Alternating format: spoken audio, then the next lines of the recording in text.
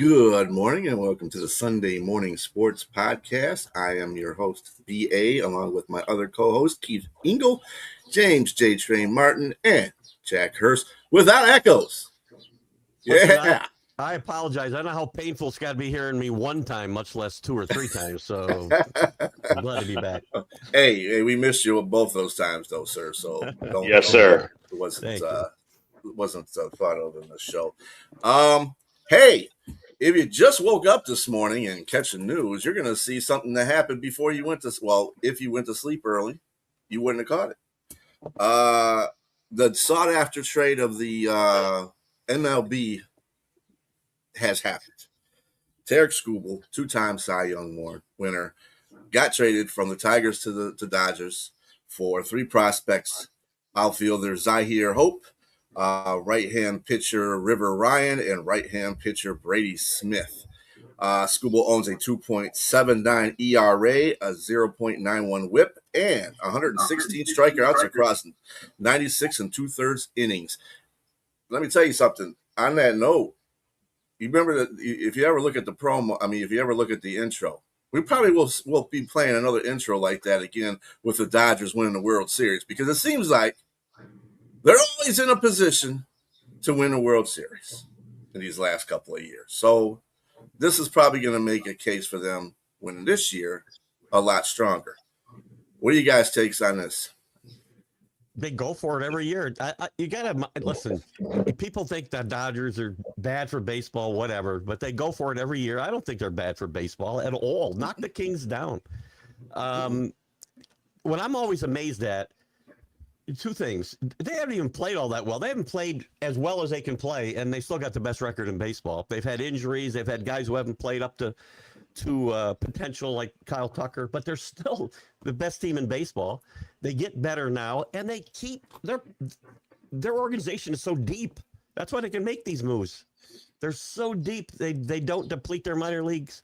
They just replenish them. So kudos to them for being in it to win it every year. Not just get to the playoffs, but want to win a ring. The rich get richer, Keith. The rich get richer. That's life. You know? That sure is. It's the American way. You got anything on this, Jack? Yeah, it's interesting the way the Tigers, I don't want to say have given up on the season. They're 5.5 games out. They still have a chance to win a weak division. And if they got in the playoffs and had Skubal in the playoffs, it would obviously increase their chances of having success. But they did the most logical thing. They got three young players, virtually minor leaguers or early major leaguers, who they're going to have control over for a while, who have a lot of potential. I think in the long run, this turns out to be a good deal for both teams. I think the Dodgers are going to re-sign Skubal. They have the money. They'll make the big splash. If he pitches well for them the rest of the year, they win the World Series with Skubal, where they could continue to return as a powerhouse. Yeah, I think they're going to outbid the other teams on them, and they're going to have one of the best pitchers in baseball moving forward, not only for these couple of months, but for the next few years to come. And the Tigers get some young players, and if just one of the three players the Tigers get pan out to be really, really good, they'll have them for years to come. You better sign before December 2nd. Skubal for just a couple of more months. The big question is, did the Tigers at some point, and I'm not talking about this year, because by this year was too late to re-sign Skubal, because Scott Boras is his agent, and Scott Boras is a big proponent at taking his players to free agency. So if they're a year away from free agency, he's not going to sign. But at some point, was there a valid opening where the Tigers really could have signed Skubal 2-3 years ago? Because, guys, we've talked about signing players a few years away from free agency, maybe 3 years away, where you can then sign them, and sign them, I don't want to say to a team-friendly contract, but you could give them the type of money you would later give them, but just give it to them, a little in advance. Did they have that opening, the Tigers, and did they pursue it? I don't think they did. No, that's not the Scott Harris way here. Our GM sucks, but anyway, I'm Those aren't Boris contracts. still Those aren't Boris guys that are signing those contracts so early either, Jack, to your point earlier. exactly Boris doesn't operate do that way. that. Yep, he does not.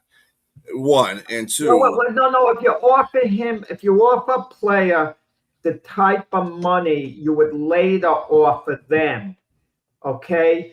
Maybe they do sign, like you think of the Washington Nationals with Juan Soto. It's easy to forget. Juan Soto was a member of the Washington Nationals when they won the World Series. He was a star player. No one remembers that. They just think of him as a Yankee going to the Mets.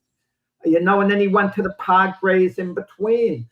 But if a guy's so they offered him $440 million for like 15 seasons.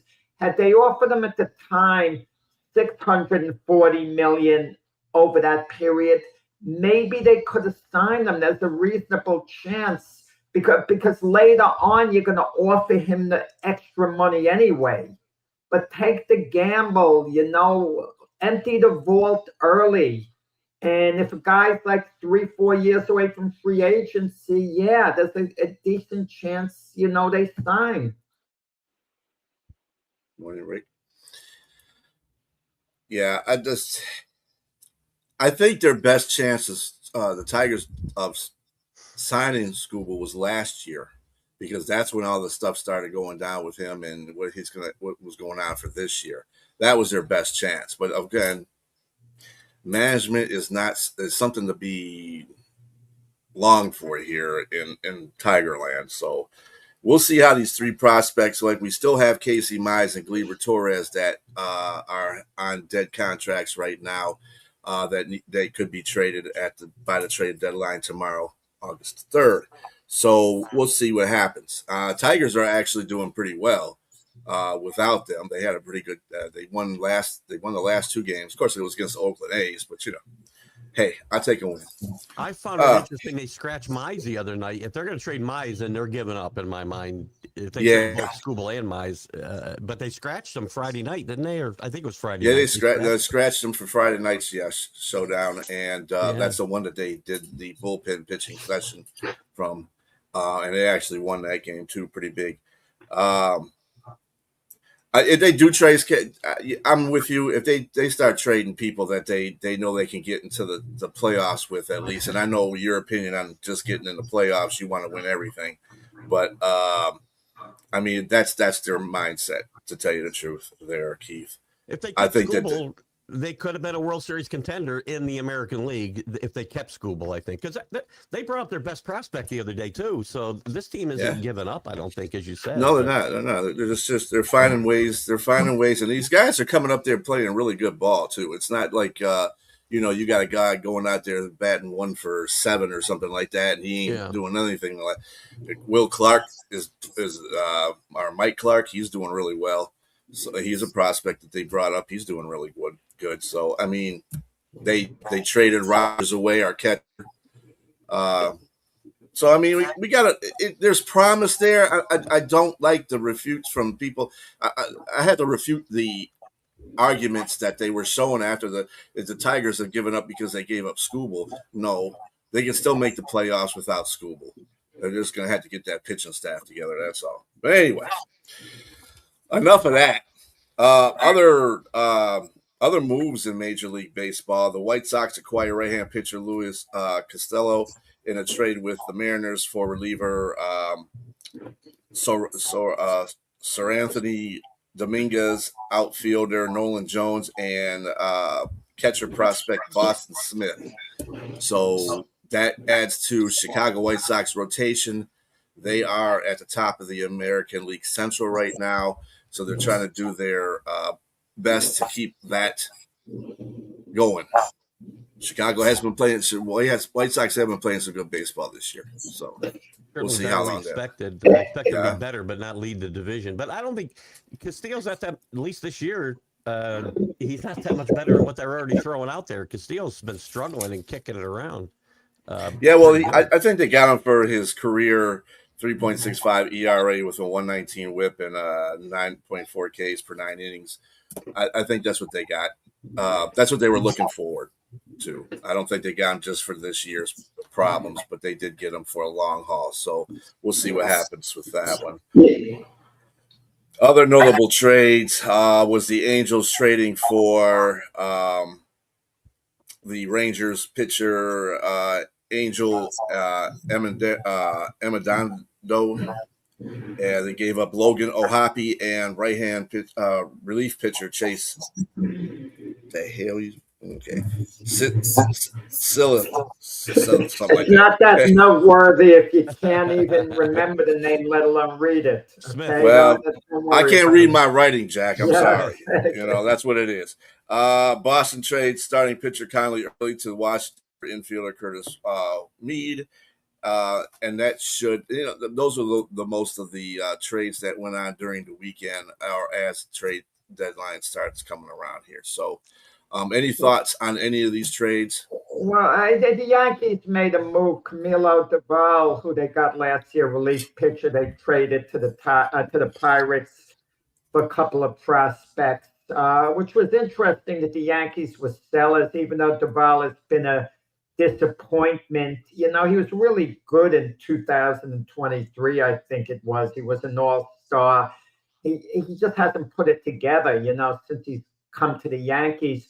But it's interesting, the Yankees, who need a little bullpen help themselves, even though statistically their bullpen has done well this season. It's interesting that the Yankees are actually sellers to the Pirates. That's not going to be your only move, though, because they're going to bring in another reliever. Luke Weaver's coming back to New York or back to Bronx, I think. Well, it depends. It depends because Luke Weaver's he's going to be a free agent at the end of the year, I believe. That's And okay. if the Yankees were so high on Luke Weaver, they would have re-signed him. He was a Yankee last year. Well, they were high on Duval, and where's he? So Yeah, no.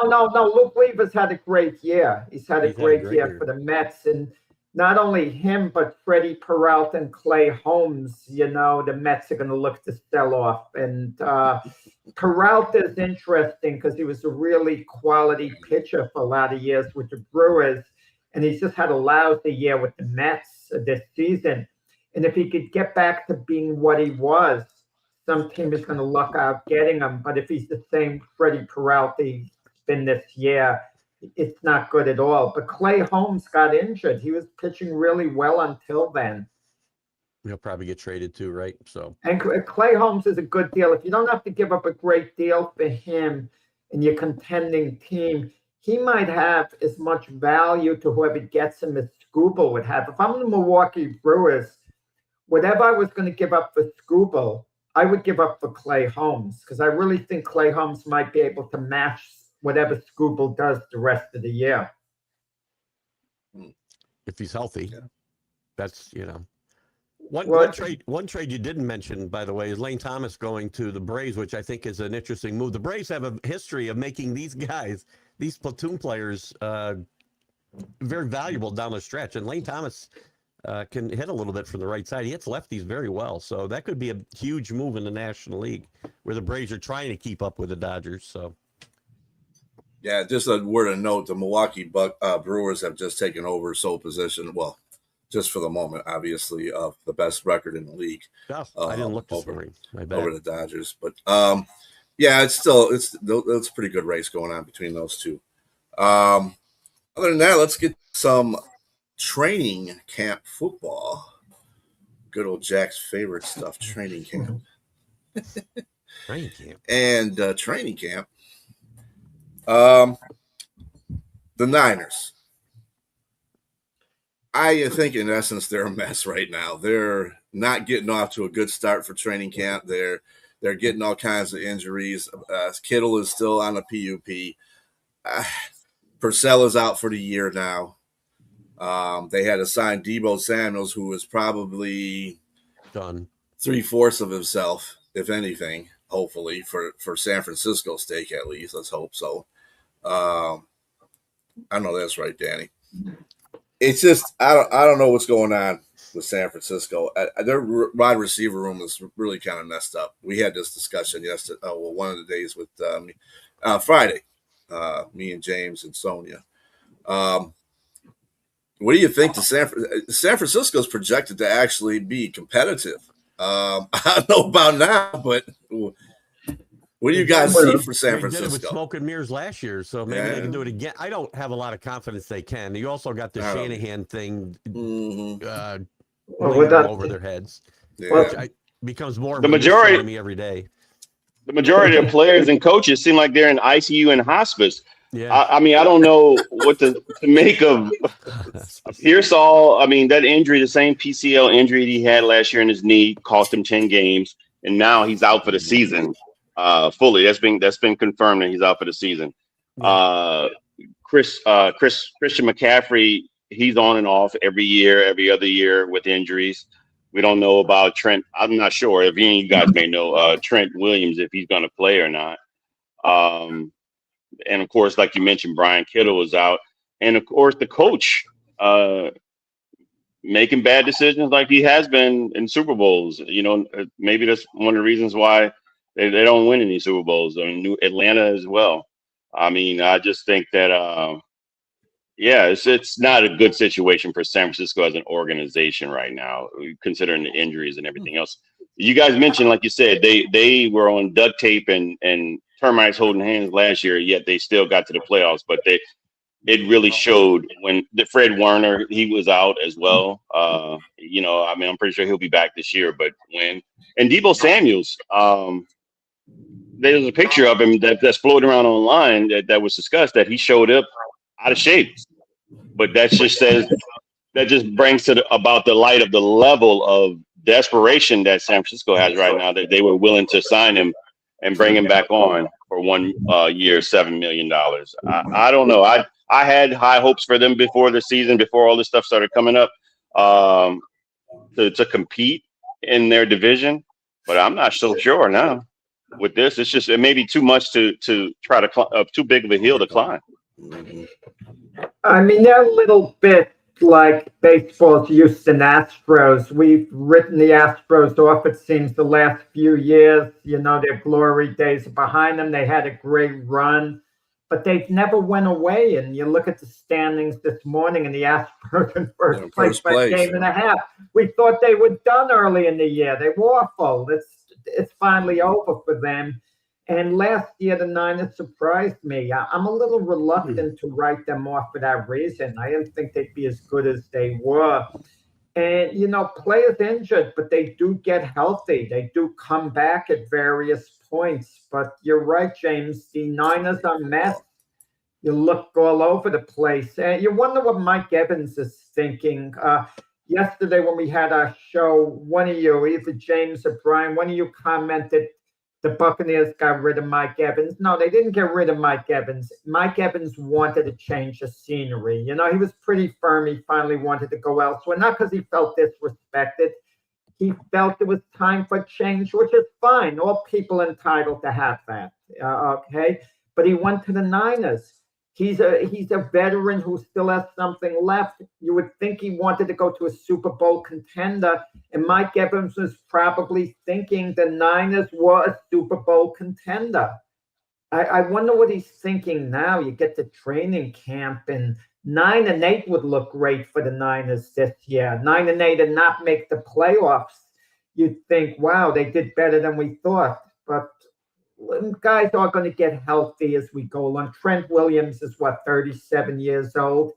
At some point, he's going to slow down. You can't condemn him for getting Deebo Samuel. For the most part, he's been a career 49er. He went to the Commanders. It didn't quite work out there. It's a question of coming back home, you know, where he belongs. They know how to utilize him. Obviously, Deebo Samuel's created good vibes with the Niners, because when a team comes back to one of their former players and brings them back, that means there were good vibes, you know, that the team had with them all along to welcome them back. But that division, let's be honest about it. The Rams, the Seahawks can, you know, keeping pace. That's a murderous division just because of that 1-2 punch. Guys, is there a 1-2 punch in any division in the NFL that comes close to the Rams Seahawks 1-2 punch in the division. I don't see it. Yeah, I would have said the remains to be AFC. Yeah, I would have said in the AFC the Bills and the Patriots. The West, the AFC West. I still think the Broncos, Chiefs bounce back. Chargers. No, not the Chargers. Kansas City. Oh, Kansas man. City. Kansas City and the Broncos. Yeah, I think the Broncos. That was a one-off for the Chiefs, man. I think they're just gonna bounce back. All right. We've got a lot of talking to do on that going forward. Sure, absolutely.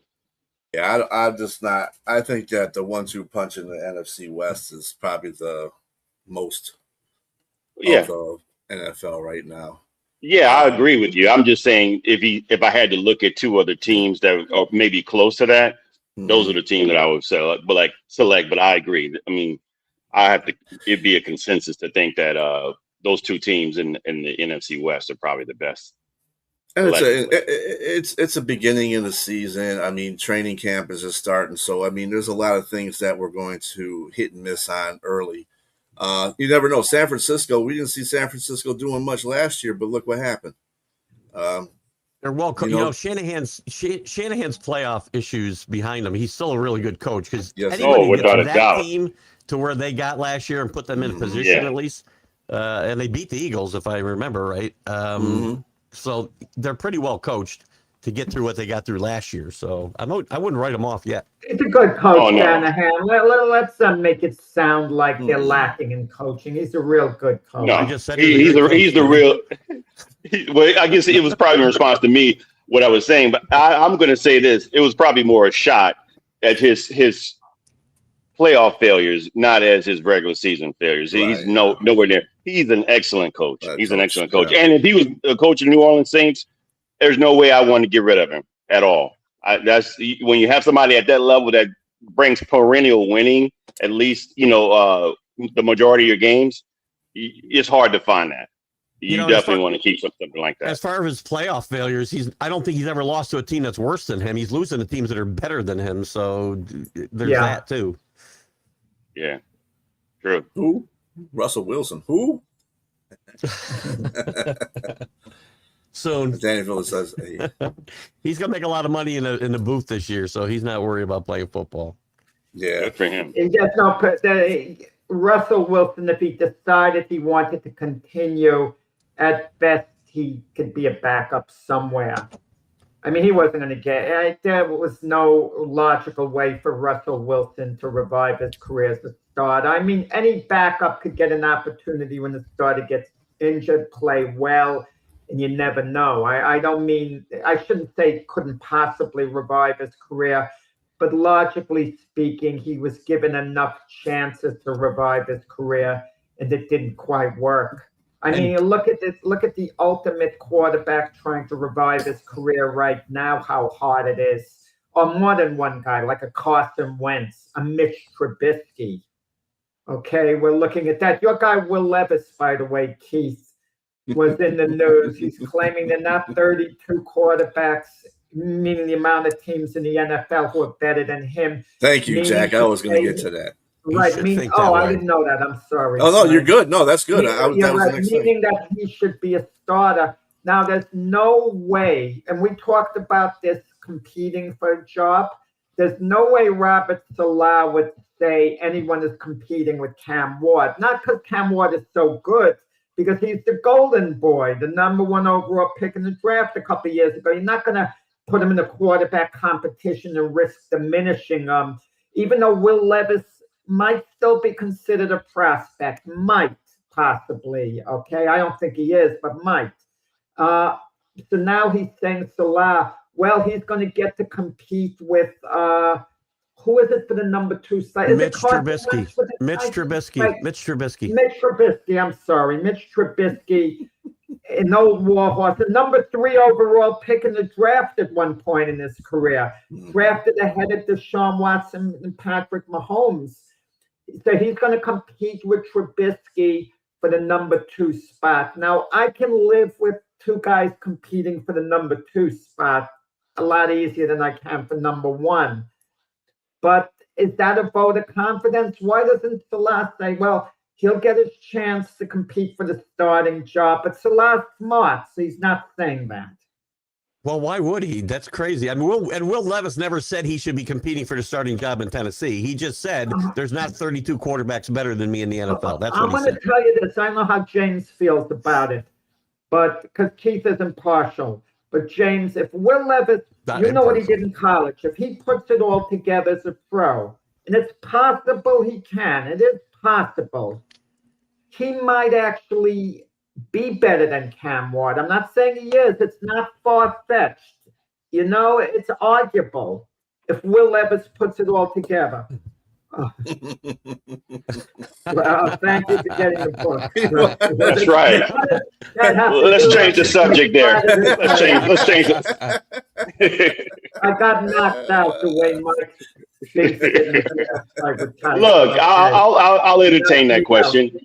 No, there's no way. I mean, if he puts it all together, to me, he's not going to put it all together. Why? Because the ego is what's in the way. His ego starting from the draft and believing that you are better than what you are. I think you can be better, but if you don't think that in your head that you're not, that you have room to grow. I don't think he thinks he has room to grow. And I think that That's in this situation, ego, though, James. That's different. I agree with you that he needs to understand he has work to do. But if you don't have ego, you're not going to go anywhere. No. You're right. I agree that everyone should have ego, but I just think, forget ego. I think delusion. I didn't want to. James, Keith Engel advocated so strongly for Will Levis for so long. He's still young. He was hurt last He flashed. He's got some arm talent. I think he's got some arm talent. He can play. I saw him at Kentucky. I saw him in the SEC. I just think that there's things that he can work on, and he probably does not think that. And I think and like he just said, there's not 32 guys that are better than him. That statement right there alone, to me, tells me that he's not in the belief that he needs to. He's fighting for the second position. And he doesn't believe that he should be in that arena. He believes he should be starting somewhere. That's the problem. There's nothing wrong with that. I agree. Let's knock down the wording but of how he put that, though. He said he's better than 32 quarterbacks. He didn't say he was better than 32 starting quarterbacks. He said he was better than 32 quarterbacks. So that could be. That's not what he meant. That's not what he meant. He meant he should be starting. In the journalism business, then you're gonna have that little back door that's gonna open up. So I'm just saying. Well, allegedly, he's saying that he's better than 32 starting quarterbacks because he would consider himself a starting quarterback. I don't know. It's not even a story if he's better than 32 quarterbacks in the NFL. I mean, I'm better than a couple of them. Exactly. That is my point right there. There is nothing to say because he's better than 32 not starting quarterbacks, but 32 quarterbacks. That tells you right there. That tells you right there. If you said starting quarterbacks, then I would believe your confidence. But my thing is he's potentially going to be a third string quarterback and he's yapping his mouth. Yeah.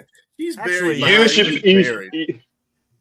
What he said was there are not 32 better quarterbacks than me in the NFL. That means he's one of the top 32. Well, I'm going to tell you this.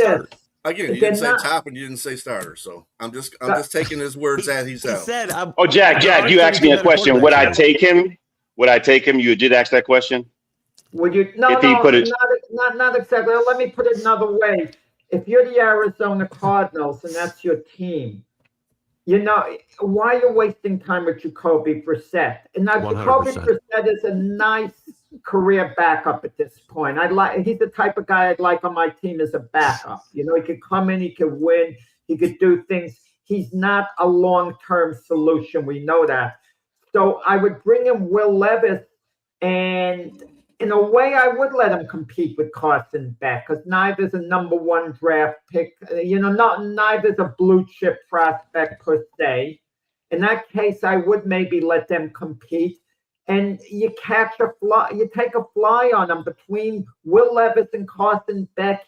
you might have your quarterback of the future if you're Arizona, but you don't have your quarterback of the future with Jacoby Brissett. So to answer They that should compete. question, I would not take. Yes, they should compete. I would not take Will Levis in because of the baggage that comes along with him trying to compete.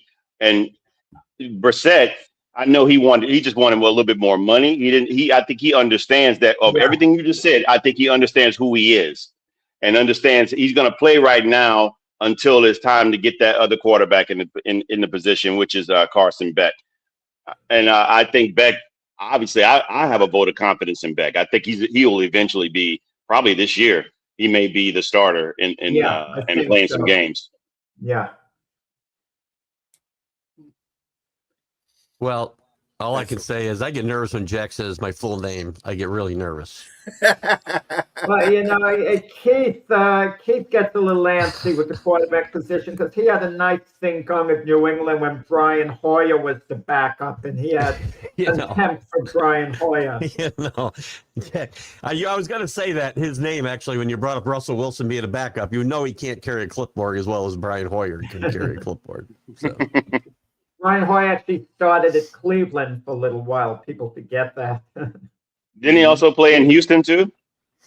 He played a lot of places, Hoyer. A lot of places, yeah. He actually has some good moments. He's a journeyman. I mean, you have to give him that his props for that. No, but just very quick, there are not many starting positions available in the NFL. For the most part, teams have their starters.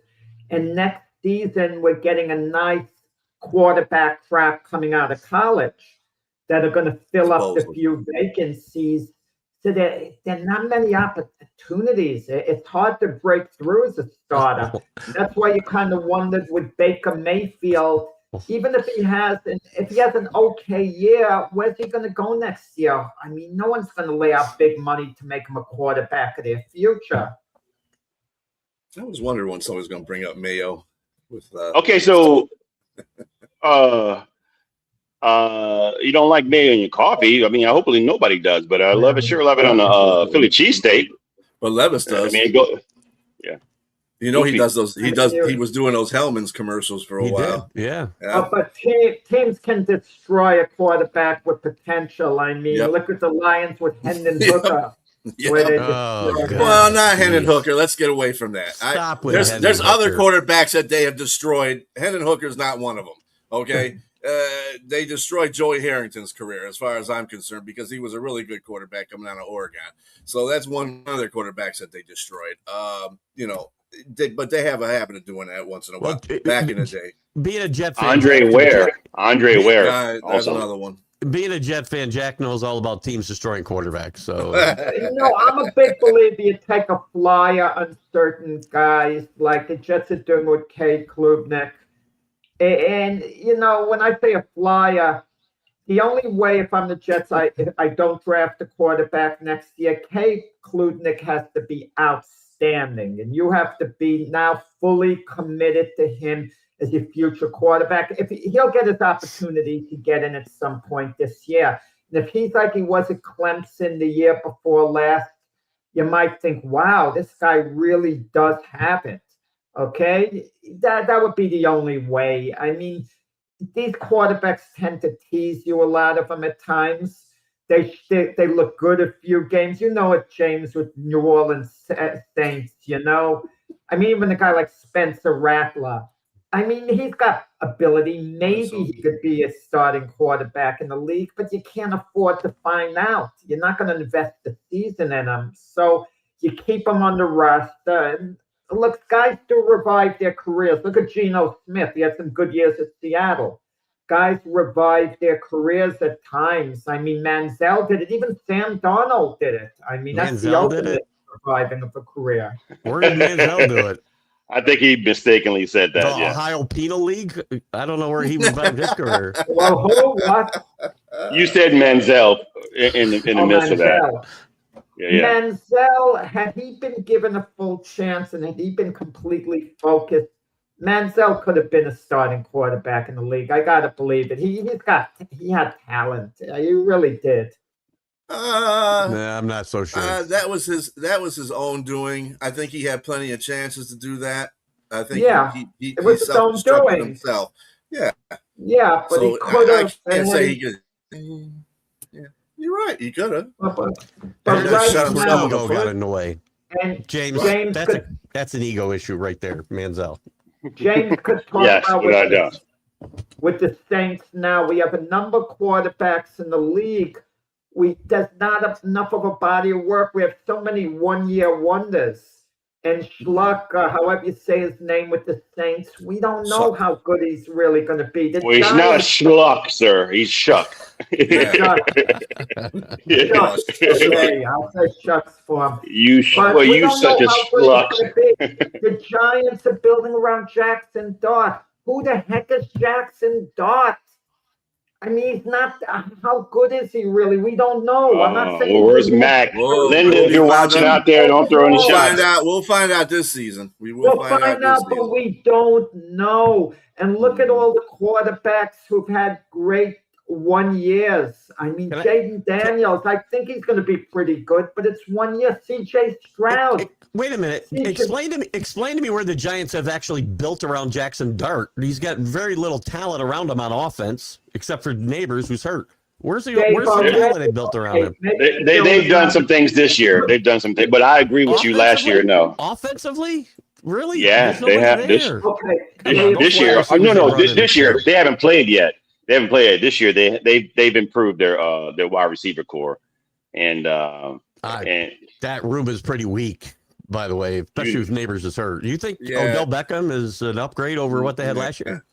No. I mean, I think in the draft and also some of the guys they brought in. I mean, I some of the guys are weak, but I think Neighbors is going to be back, so I think that's going to help. He'll be back. And I like Dart. I think Dart's going to be a player, but I don't think He they've might done him a lot of be, favors on He offense. might be. But John Harbaugh, an established coach, an elite coach, when he interviewed for the Giant job, if he said, I'm not sure I want Jackson Dart as my quarterback, he wasn't going to get the job. Hi, Linda. What, Right, what did exactly. I say wrong, Linda? All I did was You're talking about the question Giants. Jackson Dart. I mean, I love Mac, but he thought Zappy was going to be an outstanding quarterback, and now Oh, he's the geez, backup don't for my remind me. Jets. Don't remind me. Zappy and Joe Milton were his boys. He was like, good grief. Yeah, no, but Mac had an eye for talent. He did have an eye for college quarterbacks coming out. He really Not did. Joe Milton. I He was will. blowing- Yeah, that's funny. He's got arm strength. That's about it. No accuracy in Joe Milton. I will say this between regards. You brought up Tyler Shuck. Tyler Shuck played with when Chris Olave went out and Devon Bailey went out.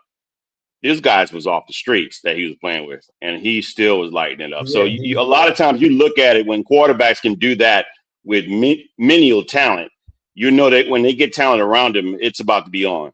Jackson Dart, I didn't see that much from him with the talent that the lack of talent, the mediocre talent, and so I think he's streaky. I always thought he was a streaky quarterback. He can get hot, and then he's not so hot. And then he's not consistent. And then of course he's one of the things he thought he can do like he was in college was running the ball and taking on those concussions. So hopefully he's improved in that regard. I think he's going to be good. I agree with you. I think but these guys are being made franchise quarterbacks without enough of a body of work in college and the pros. We're just going off certain potential we think they have. Because Jackson Dart has a good set of legs. He's mobile. He can move around, He takes too many hits. He doesn't know when to get down. But Anthony Richardson's a good point. Too. Anthony Richardson was drafted number 4 overall in the draft by the Colts based on his potential. They were scared he was going to turn out to be a great player, and they drafted because they were scared of what he might become, and they didn't want to bypass him. We didn't just compare Jackson Dart to Anthony Richardson, did we? In the beginning, that was the comparison. In the beginning, Anthony Richardson barely had any starting time in college. I think he started 1 year. That was it. Playing in high school barely. Yeah. Well, Sam Darnold hardly played in college, it seemed. Didn't play a lot. Well, he came out early, but he played a lot. He played an entire season, a season and a half anyway with USC. Yeah, he came And out Anthony early. That's the only Richardson reason. was injury prone Richardson was hurt. in college too. Darnold's never hurt in college. I And would say Richardson was hurt in high school too.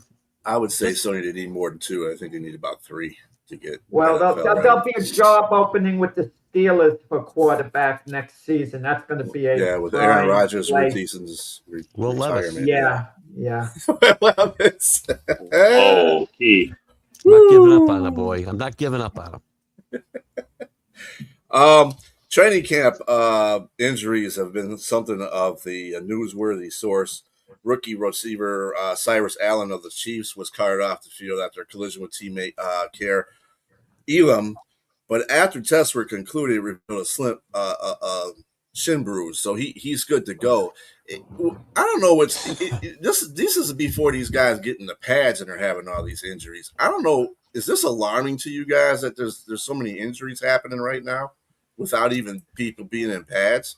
There is a lot. The past few years has been like that. And I mean, you got to wonder what's going on because it seems to be Baker to Pitt. Yeah, I like that one. Mm-hmm. Yeah, I wouldn't doubt it. But yeah, I mean, C.J. Gardner-Johnson had an ankle injury. He was carted off. Yeah. So it's just he suffered a lower calf injury, so he got safe on that one too. So he's okay. We got Cooper Rush coming to Atlanta. We've been talking about this for the last couple of days. Tua is working on his injury, and Michael Penix still hasn't been cleared for activities yet, full activities. So we got him coming in there. That's just a mess too. That's another quarterback mess. That is. Yeah. Cooper Rush might be the best third string quarterback in the NFL. We never discussed that. Who's the best third string quarterback? But that's going to be another potential. Well, we got 17 minutes left today, Jack, to discuss it. Yeah, never mind. You're right, Steve. Better quiet down. No, you were going good there, Jack. But Atlanta's just repetitious, with these quarterback battles. You have no idea what's going to happen at Atlanta this season, whether one quarterback is going to play well out of the two. I'm not going to conclude Rush in that, even though you never know between Penix and Tua. Yeah, I mean, Tua is probably slated to start because of his experience and the fact that, he's got that veteran leadership. But really, it's a toss in the air. It's like a big question mark. I mean, you can't really pencil in anybody in that position right now. Even now, Cooper Rush is in a hunt. So you never know what's going to happen with this team. I don't understand Atlanta in their whole building process as far as I can say. I feel that if you're a team, you start with your quarterback and you work your way around stuff. I don't. They're not doing that. Well, they did. They brought in Kirk Cousins and then they drafted a quarterback. Yeah, the decision making in the Braves is pretty questionable. But I'll say this: there's no love lost, being that I'm a fan of New Orleans Saints within a division rival. Hey, have at it if you're going to just waste your first round talents that are on the field and not utilize them to the best of their ability and win divisions and potential championships. Hey, good luck with that. Yeah, as far as training for Milroe, I don't know about that, David. Well, Milroe's a backup at Seattle. I mean, Milroe is never going to start. I mean, Seattle was smart. Milroe is a starting caliber NFL quarterback. They put him in packages or whatever. Backup there. And Seattle won the Super Bowl. They did things the smart way. Well, how do you think he would fare if Darnold went down? How do you think he would fare? He's out with an obviously good team, and they have Walker last year. They had a running game. It wouldn't have been a disaster. He wouldn't have been nearly as good as, Darnold. Well, my question is, do you think he could have done what Malik Willis did in Green Bay with a good supporting cast? Malik Willis has a strong arm. I mean, Milroe's more of a runner, different styles. Coming out of Alabama, I wasn't impressed with Milroe. I just wasn't. That's why he lasted a while in the draft. For sure. Yeah, I thought I was surprised he was drafting the third. I thought he'd probably go later. Yeah. The more important question in that sentence should have been more like, would have Milroe, if he had to start for Sam Darnold, would have got to the Super Bowl? They went to the Super Bowl? I don't think so. I don't think they would have beaten the Rams in that intense playoff game. Let's put it that way. If Milroe was the QB, I agree with that. 100%. In other injury news that we have, Lee McNeil, the Lions defensive tackle, left Friday's practice with a neck injury, suffering during a 11-on-11 drill. So that's never good. And Aleem's got to get himself back into the lineup again. I don't know what's going on with him, but he needs to get himself together. Although the Lions did sign LSU standout and former Buccaneer linebacker Devin White, gave him a contract for a year. Probably in lieu of the fact our rookie linebacker Jimmy Roeder is going to be out a while with injury. But I like the signing. I hope he starts, to tell you the truth. I would really like Devin White. I thought we should have went after him last year when he was a free agent. So I've always been disappointed with Devin White in regards to how he's highly touted, and for whatever reason, teams don't keep him long. It just he ends up having to move on. But he had 174 tackles last year with the Raiders. I mean, I'm pretty sure anybody's gonna have a whole bunch of tackles with a poor defense like that, and everybody's running through you. But if you run a 4.3 and a 40, you're gonna always have a job as a linebacker. You're gonna always have a job in the NFL. So kudos to him and kudos to the Lions. No, he's a big dude. He's a big dude. He's only like 6 foot, isn't he? Yeah, somewhere around 6 foot, 6'1", but and he's not good in coverage as well. So yeah. Well, that's a problem in the NFL today. Yeah. Well, I mean, they got Campbell. He's a very good coverage linebacker. I mean, they got people that are going to be able to do those. I don't think they got Devin White for that purpose. They need a pass rusher. They really need to get to the quarterback. The whole front seven needs to get to the quarterback, because with the secondary the way it is right now. And I know the first game that the Lions are playing are against James's Saints, and I know Shook and Kellen Moore are rubbing their hands right now looking at that secondary, because they're like, throwing bombs on them. But you know, I think James is getting a little too carried away with Kellen Moore, a little too carried away. I mean, he's just another guy, just another coach, and James is going all over saying, "Oh, we got one of the best young coaches in the NFL." James, I hate to let you in for this disappointment now, but temper your expectations. He's just another guy. He might not even be the coach of the Saints a couple of years from now. I mean, he's in that not, division, he might be a great coach. Wait and see. They won some games at the end of the year. The Saints.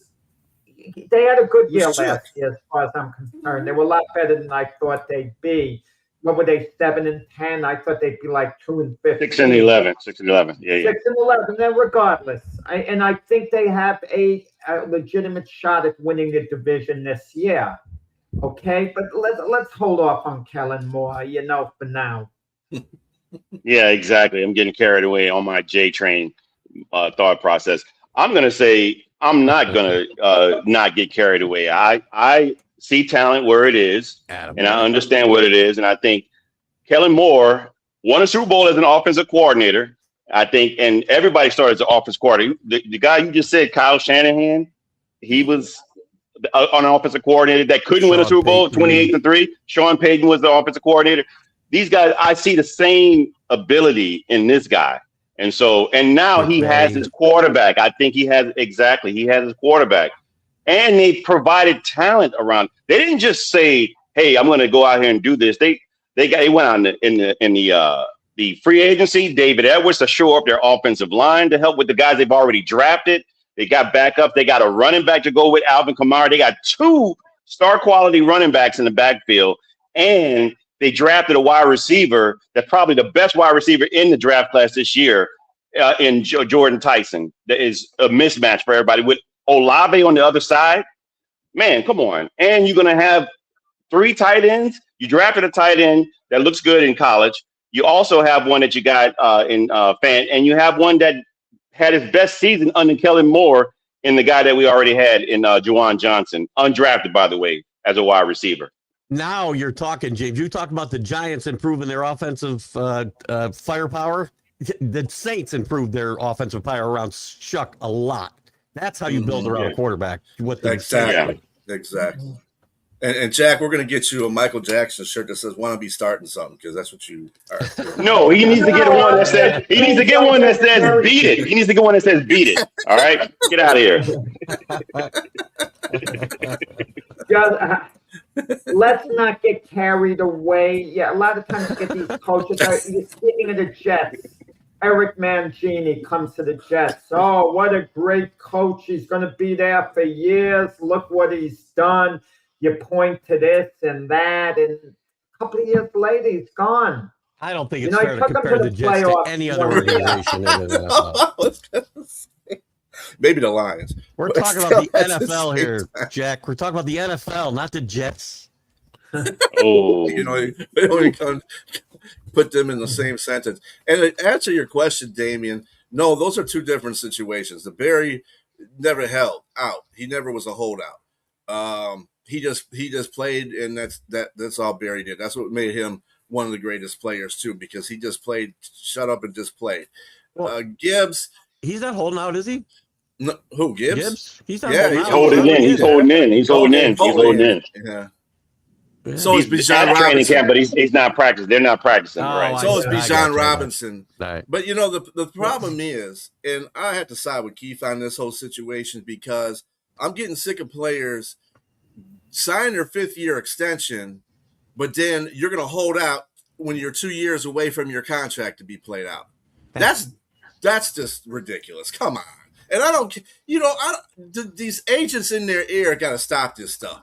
Play your at least play another year and then get goofy.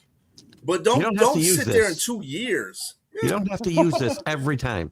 You have to use it, Keith. You have to use it. The CBA pretty much requires somebody else is going to get your spot, and it's going to be hard. And I just don't understand how there can't be renegotiations when you've outlived or outplayed your current contract in regards to how everyone else is playing around you. No, it's a two-way situation. I agree. The only time I would not renegotiate or work something out, an extension to make it fair, is if the contract is outrageously terrible. Then I would do it.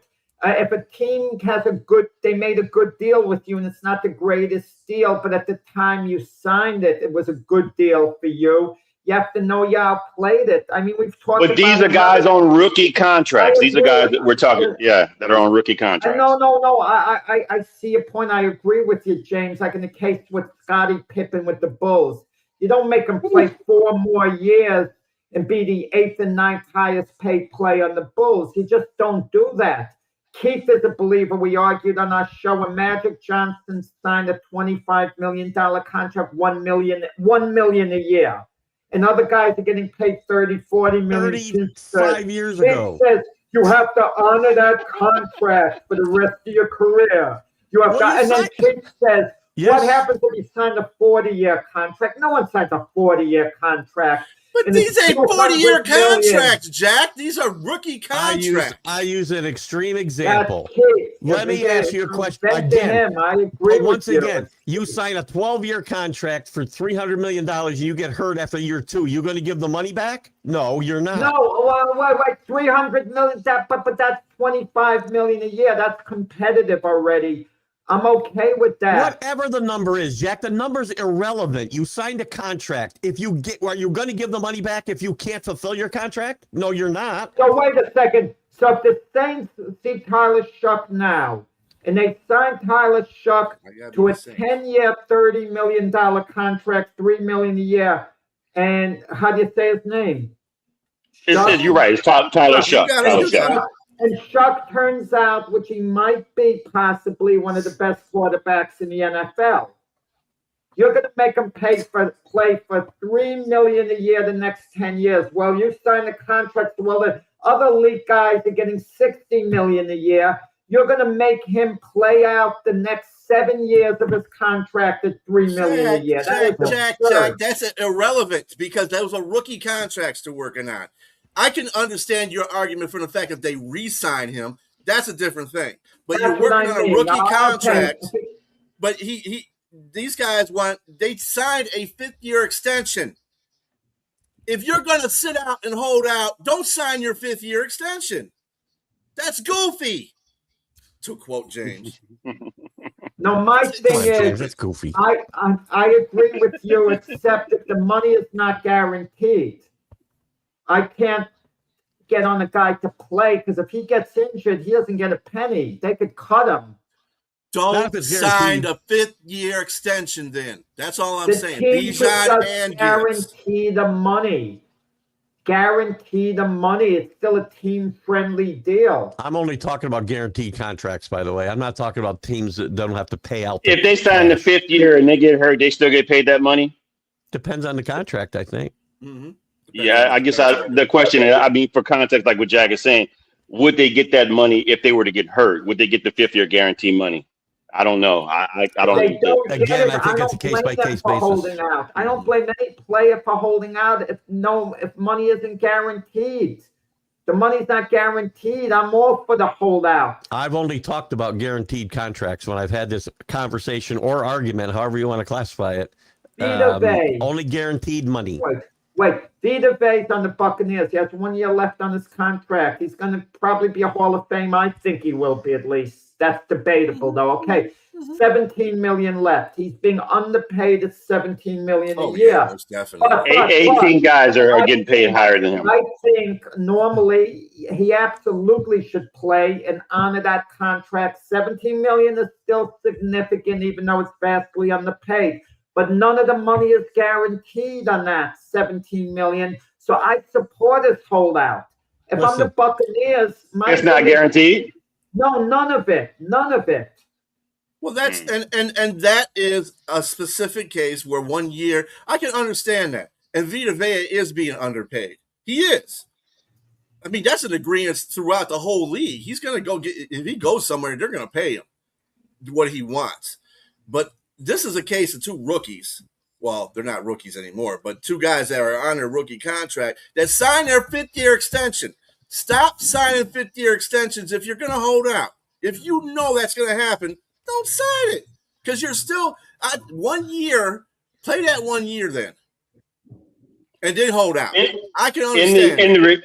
In the regards to Vita Vea, I will say this for the side of the team. He's at the shelf life. He's already slightly there or a little bit past for guys his size that play DT that are explosive. So, and I can see they're already there. Probably don't want to pay him any more money, or just like they probably offered him something probably wasn't what he wanted. And but yeah, I can see that from the side of the organization. Yeah, he's at his shelf life right there at 31. Well, there's a lot of DTs that are at their shelf life that are getting paid more than he is. So yeah, that's the other side you have to look at. There's only 4 that are older than him. There's only 4 that are older than him out of 18. Yeah, and one of them is Cam Hayward, but Cam Hayward is playing lights out though. Yeah, I think there's a bit of an anomaly. Lights out, so you ain't gonna run up the middle on Vita Vea. He's a guy that changes that whole defense of how all the offense of other teams where they run, where the pass protection goes to, because that dude is a monster. He's probably not as explosive as Aaron Donald was, but he's pretty much. I would say he's a top 5 in that defense. No doubt.